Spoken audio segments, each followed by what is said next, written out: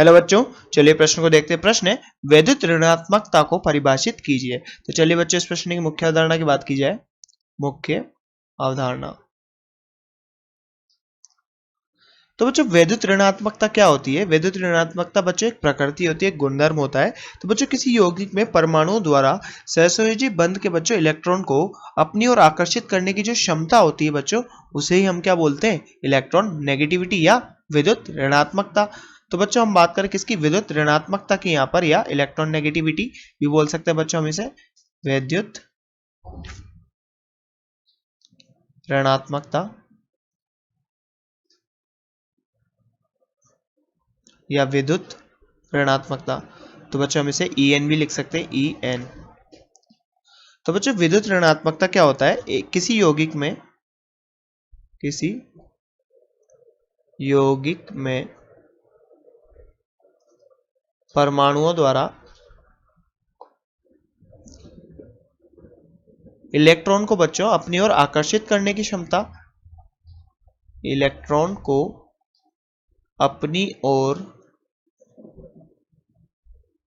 आकर्षित करने की क्षमता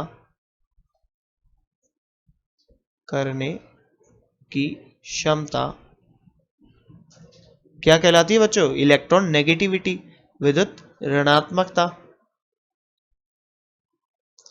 अब बच्चों विद्युत ऋणात्मकता की बात करें तो ये क्या होता है बच्चों? एक प्रवृत्ति होती है, एक गुणधर्म होता है। इसलिए बच्चों यहाँ पर इसकी कोई इकाई नहीं होती।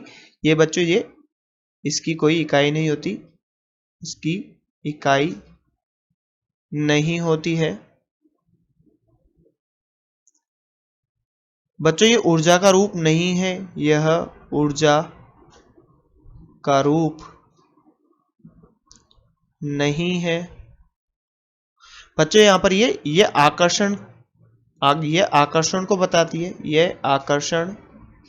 ये इलेक्ट्रॉन के आकर्षण को दर्शाती है, आकर्षण को दर्शाती है बच्चों। कुछ परमाणुओं की बात करें, ये सब है ना पोलिंग के अनुसार है, पोलिंग स्केल के अनुसार बच्चों। नाइट्रोजन की जो यहाँ पर फ्लोरीन सबसे ज्यादा विद्युत ऋणात्मक तत्व होगा और इसका मान होता है बच्चों 4।